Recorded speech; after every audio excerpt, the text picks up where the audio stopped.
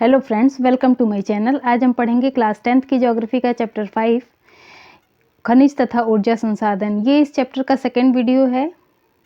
First video पहले upload किया जा चुका है।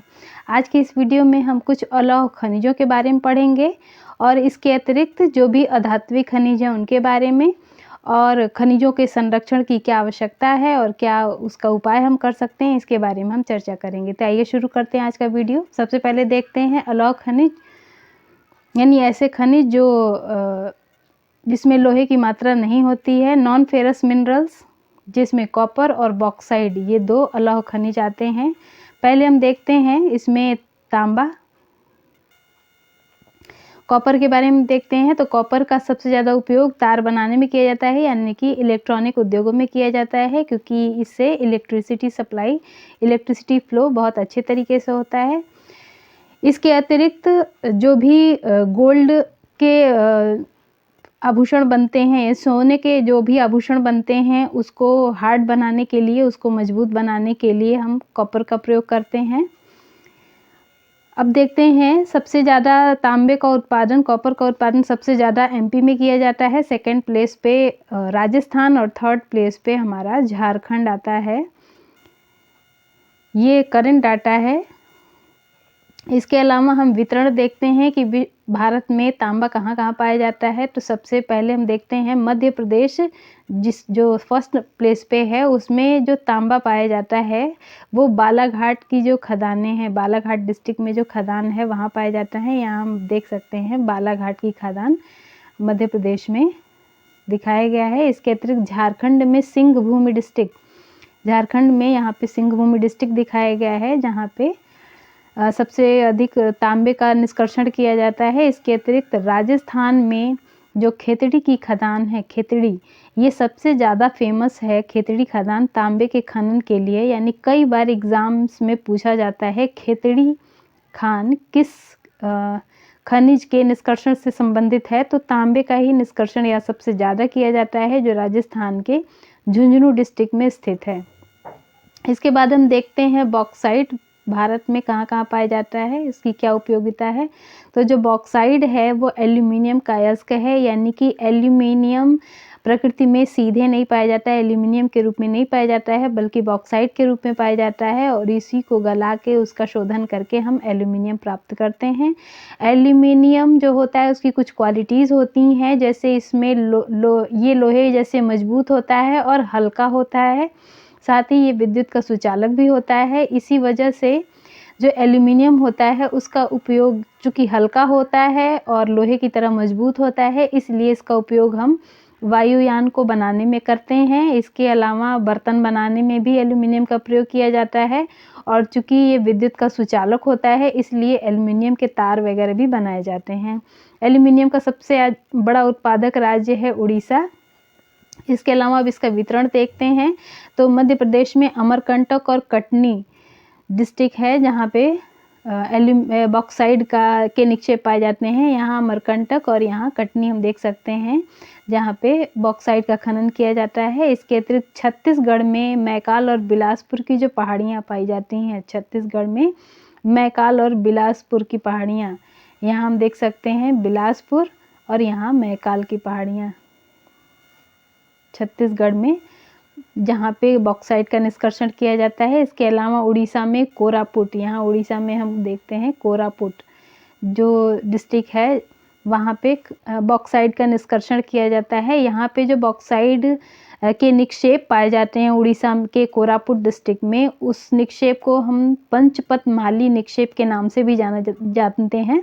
तो एग्ज़ाम में ये भी पूछा जा सकता है कि पंचपतमाली निक्षेप किस खनिज से संबंधित है, तो बॉक्साइड से संबंधित है, जिससे हम एल्यूमिनियम प्राप्त करते हैं। इसके अलावा हम देखते हैं नॉन मेटलिक मिनरल्स के बारे में हम चर्चा करते हैं। तो जो नॉन मेटलिक मिनरल्स होते हैं, यानी जिनको एक प्रहार में हम तोड़ सकते हैं, जो टूट जाते हैं, ऐसे मिनरल्स को हम नॉन मेटलिक मिनरल्स कहते हैं। इसमें दो तरीके के मिनरल्स की चर्चा हमें यहाँ करनी है। पहला है माइका और दूसरा है लाइमस्टोन। तो बारी बारी देखते हैं इसको। सबसे पहले देखते हैं माइका। तो जो भी माइका होता है अभ्रक, जिसमें हम देखते हैं, हम बहुत पहले से पढ़ते आ रहे हैं कि विश्व में माइका के प्रोडक्शन में भारत पहले नंबर पे है। अब ये माइका जो होता है वो बहुत ही महीन परतों के रूप में पाया जाता है, यानी कि जो माइका होता है उसकी कई परतें केवल 1 मिलीमीटर में ही सिमट के रह जाती हैं, यानी बहुत महीन परतों के रूप में पाया जाता है। और इसका सबसे ज़्यादा उपयोग इलेक्ट्रॉनिक उद्योगों में किया जाता है। इलेक्ट्रॉनिक उद्योग में इसका उपयोग करने का कारण क्या है? इसके 4 कारण हैं जिसकी वजह से इसका इलेक्ट्रॉनिक उद्योग में इसका उपयोग किया जाता है। सबसे पहला कारण है इसका एक्सीलेंट डाइलेक्ट्रिक स्ट्रेंथ, यानी सर्वोच्च परावैद्युत शक्ति।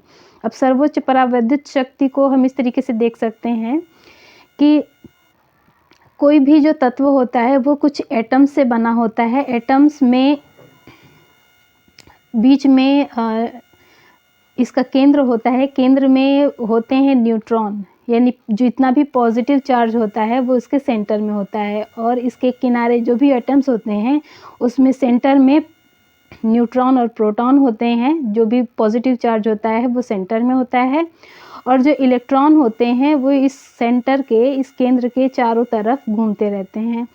अब ये जो इलेक्ट्रॉन होते हैं ये इस सेंटर से जुड़े होते हैं, एक आकर्षण शक्ति उसमें लगती है जिसकी वजह से वो सेंटर से कनेक्टेड होते हैं। कुछ ऐसे तत्व होते हैं जिनमें ये आकर्षण शक्ति बहुत ज़्यादा होती है, कुछ तत्व होते हैं जिनमें आकर्षण शक्ति कम होती है। जब आकर्षण शक्ति कम होगी, इलेक्ट्रॉन को खींचने वाली जो आकर्षण शक्ति लग रही है सेंटर से, वो अगर कम होती है तो ये इलेक्ट्रॉन फ्री हो जाते हैं, थोड़ा सा भी फोर्स लगाने पे ये फ्री हो जाते हैं, और ऐसे कंडीशन में इलेक्ट्रिसिटी फ्लो बहुत इजीली होता है, क्योंकि इलेक्ट्रिसिटी फ्लो में इलेक्ट्रॉन का ही फ्लो होता है। तो जब भी फ्री इलेक्ट्रॉन होंगे तो करंट फ्लो होगा। लेकिन कुछ ऐसे इंसुलेटर होते हैं, कुछ ऐसे तत्व होते हैं जिसमें ये जो सेंटर है और इसके चारों तरफ जो इलेक्ट्रॉन पाए जा रहे हैं, सेंटर से इस पे जो आकर्षण शक्ति लग रही है वो बहुत ही तगड़ी आकर्षण शक्ति, बहुत ही ज़्यादा हाई पावर का आकर्षण शक्ति लग रहा है, जिसकी वजह से इस इलेक्ट्रॉन को हम फ्री नहीं कर सकते हैं। यानी इस इलेक्ट्रॉन को फ्री करने के लिए, करंट फ्लो करने के लिए बहुत ज़्यादा हमको फोर्स लगाना पड़ेगा। अगर ये फोर्स हम इलेक्ट्रिक फील्ड्स के माध्यम से लगाते हैं तो उस कंडीशन में क्या होगा कि इसमें जो पॉजिटिव चार्ज होता है, जो प्रोटॉन होते हैं, जैसे इधर हम करंट फ्लो अगर इसमें हम इलेक्ट्रिक फील्ड क्रिएट करते हैं फोर्स लगाने के लिए, तो जो पॉजिटिव चार्ज होगा वो उस इलेक्ट्रिक फील्ड के इधर मूव करेगा, जबकि इलेक्ट्रॉन उसके अपोजिट डायरेक्शन में मूव करेगा। और ऐसी स्थिति में जब बहुत ज़्यादा हम इलेक्ट्रिक फील्ड, बहुत हाई पावर का इलेक्ट्रिक फील्ड उत्पन्न करते हैं, तब ये इलेक्ट्रॉन फ्री हो जाते हैं और फिर इलेक्ट्रिसिटी फ्लो होने लगती है। अब यहाँ पे है एक्सीलेंट डाइलेक्ट्रिक स्ट्रेंथ, यानी कि जो इलेक्ट्रॉन है ऐसे तत्व में, यानी जो माइका होता है उसमें जो अणु होते हैं उसमें इलेक्ट्रॉन उसके नाभिक से बहुत ज़्यादा स्ट्रॉन्ग पावर की वजह से जुड़े होते हैं, यानी उसकी आकर्षण शक्ति इतनी ज़्यादा होती है कि उसके इलेक्ट्रॉन को फ्री करने के लिए हमको बहुत ज़्यादा वैल्यू वाला हमको इलेक्ट्रिक फील्ड क्रिएट करना होगा, यानी हमको उस पर फोर्स बहुत ही ज़्यादा लगाना होगा, तभी वो उससे इलेक्ट्रिसिटी फ्लो हो सकती है। यानी कि अभ्रक एक ऐसा इंसुलेटर है। सबसे पहले देखते हैं कि अभ्रक एक इंसुलेटर है। यहाँ पे हम इसके चारों विशेषताएं सबसे पहले देख लेते हैं, चारों विशेषता क्या होती है।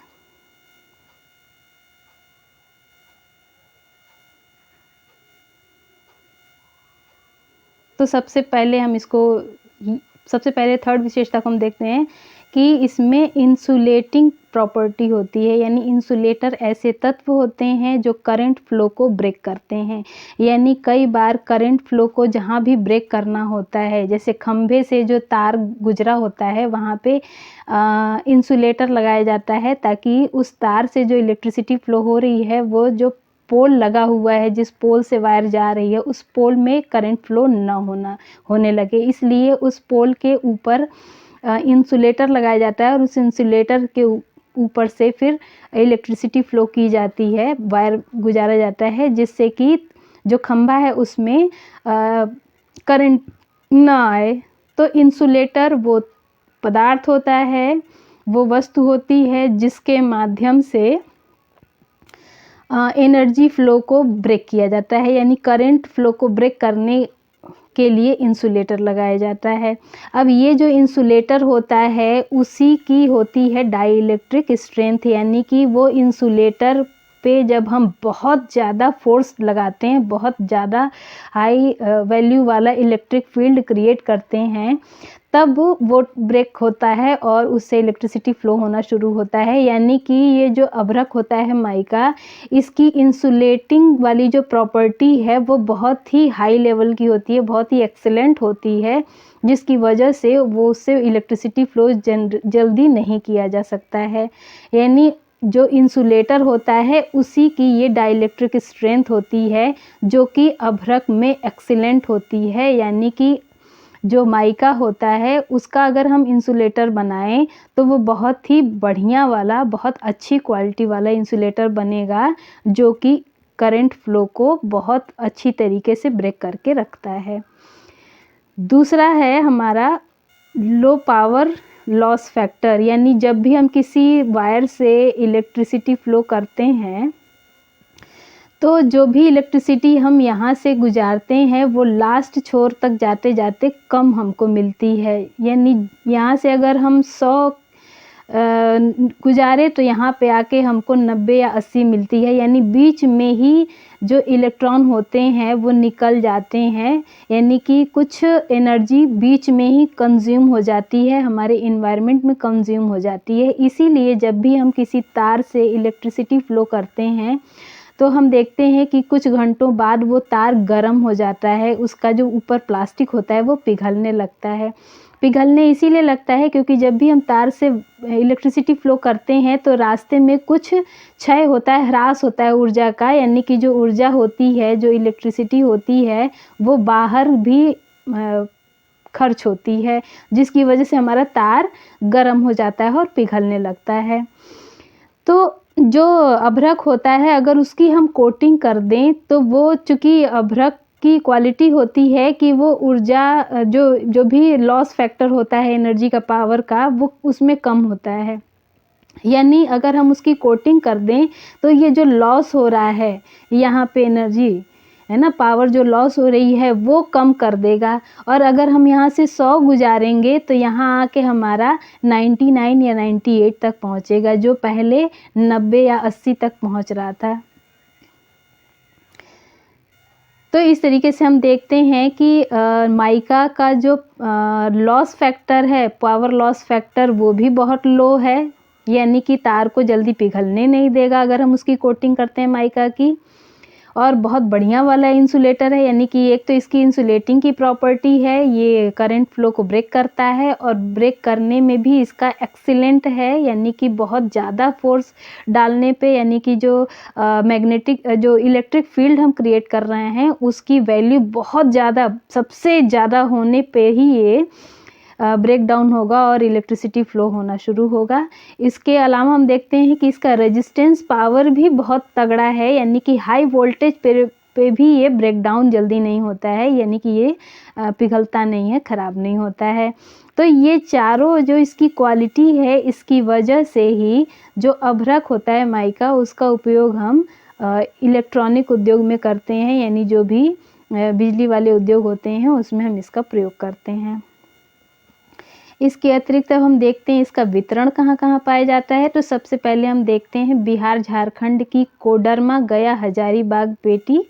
बिहार झारखंड में ये हम देखते हैं बिहार का दक्षिण वाला भाग और झारखंड का उत्तर वाला भाग, ये बिहार झारखंड पेटी में कोडरमा, गया और हजारीबाग जो डिस्ट्रिक्ट है वहाँ पे हम अभ्रक माइका का खनन करते हैं। जिसमें जो कोडरमा है, झारखंड का कोडरमा की जो खान है उसको हम माइका सिटी के नाम से भी, यानी कोडरमा जो डिस्ट्रिक्ट है उसको माइका सिटी के नाम से भी जानते हैं। पूरे भारत में माइका सिटी कोडरमा को कहते हैं।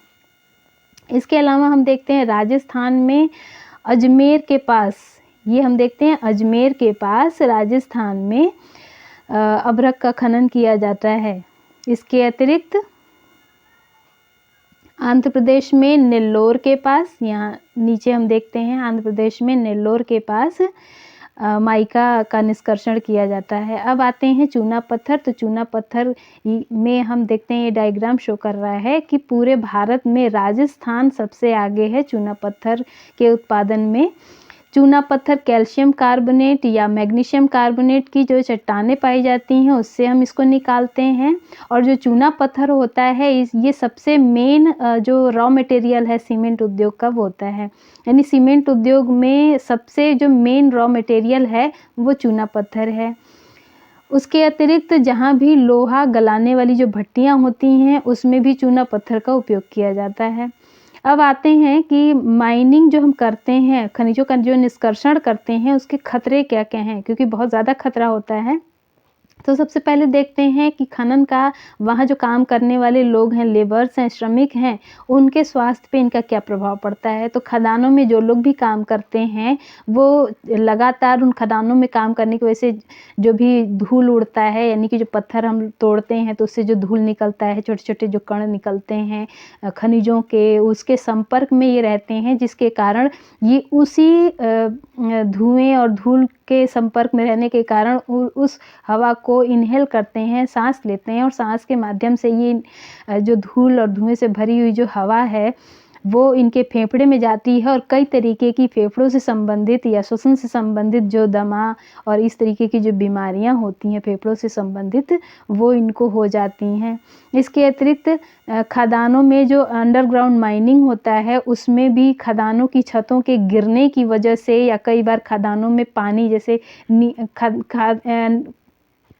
खदानों में जब भी हम खोदते गए और नीचे से जो अंडरग्राउंड वाटर है वो कहीं से लीकेज हो गया, जिसकी वजह से खदानों में पानी भर जाता है या कई बार खदानों में आग लग जाती है। खास करके जो कोयले की खदानें होती हैं वहाँ पे आग लगने की संभावना बहुत ज़्यादा हो जाती है, क्योंकि हल्की सी भी चिंगारी तुरंत आग लग जाती है कोयले में, जिसकी वजह से ऐसे खदानों में आग लगने की वजह से भी कई बार बहुत बड़ी बड़ी दुर्घटनाएं हो जाती हैं और उसमें हजारों श्रमिक जल के या डूब के या छत के गिरने की वजह से उसमें दफन हो जाते हैं और मर जाते हैं।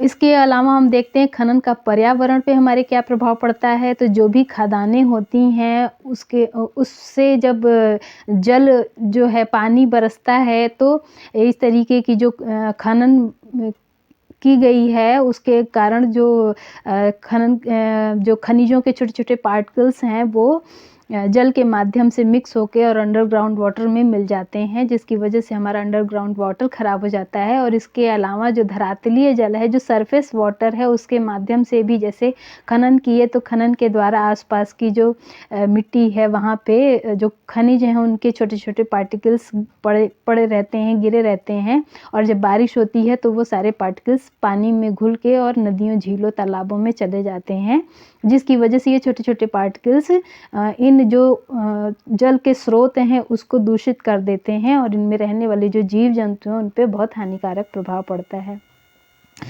इसके अलावा हम देखते हैं कि जहाँ भी खनन किया जाता है वहाँ पे मिट्टी ढीली हो जाती है, जिसके कारण थोड़ी सी भी बारिश और रन ऑफ की वजह से बहुत तेज़ी से मिट्टी का कटाव होता है। बहुत तेज़ी से जो सॉइल इरोजन है वो उसकी मात्रा बहुत ज़्यादा बढ़ जाती है। और इसके अलावा आसपास की मिट्टी में ये जो छोटे छोटे खनिजों के पार्टिकल्स पड़ते हैं, जिसकी वजह से पूरी एक लेयर जम जाती है, और इस लेयर के जमने की वजह से जब भी बारिश का पानी इस धरती पे गिरता है ऐसी मिट्टी पे तो वो जल्दी नीचे नहीं जा पाता है, जिसकी वजह से ये मिट्टी धीरे धीरे करके ख़राब हो जाती है और अनुपजाऊ हो जाती है, इनफर्टाइल हो जाती है, जिसके कारण इस पे खेती करना संभव नहीं हो पाता है।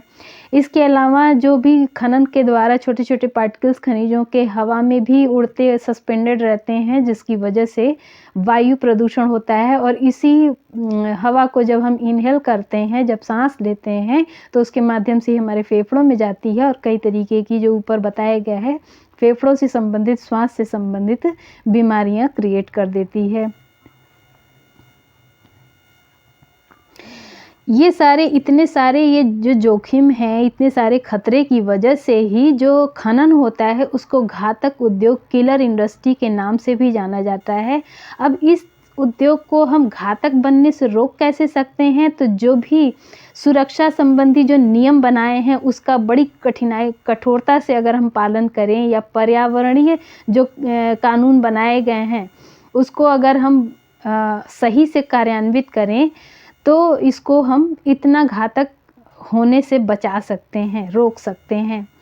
अब देखते हैं कि खनिजों के संरक्षण की आवश्यकता क्या है, क्या नीड है खनिजों को कंज़र्व करने की। तो हम देखते हैं कि हमारे भूपर्पटी पे केवल 1% भाग पे खनिज पाए जाते हैं, यानी पूरे विश्व में या पूरे भारत में खनिज नहीं पाए जाते हैं, बल्कि जो हमारा अर्थ क्रस्ट है उसके केवल 1% भाग पे ही खनिज पाए जाते हैं। यानी कि हम समझ सकते हैं कि खनिजों की मात्रा कितनी कम है।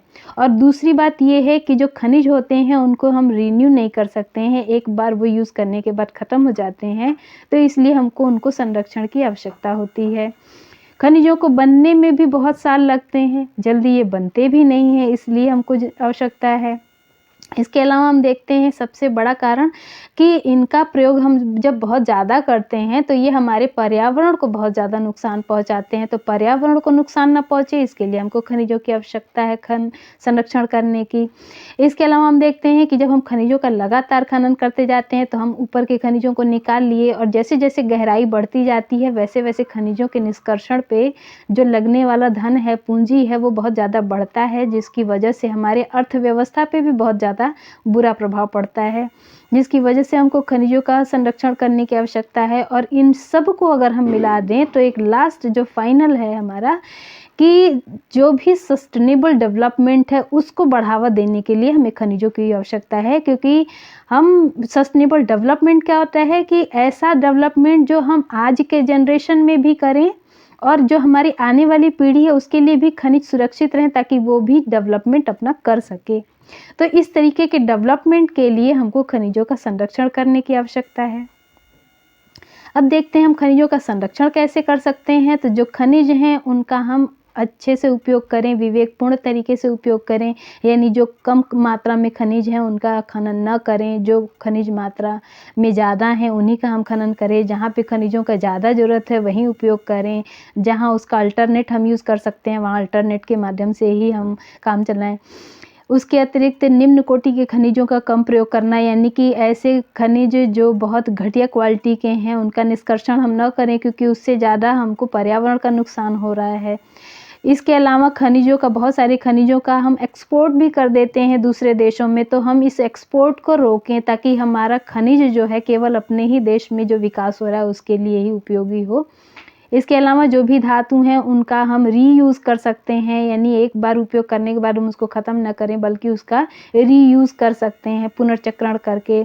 इसके अलावा जो भी खनिज है उससे हम कुछ मटेरियल बनाते हैं, तो जो भी कतरन वगैरह बच जाता है, जो भी रद्दी धातुएं बच जाती हैं उनका उपयोग हम नई चीज़ बनाने के लिए करके इसका संरक्षण कर सकते हैं। इसके अलावा जो भी खनिज हैं उनका हम अल्टरनेट ढूंढ लें, जैसे कि जो भी खनिज है जिससे हम कुछ बना रहे हैं तो उसके अल्टरनेट के रूप में अगर हम किसी चीज़ का उपयोग कर सकते हैं तो हम अल्टरनेट का ही ज़्यादा से ज़्यादा उपयोग करें, ताकि हमारे जो खनिज हैं वो बचे रहें।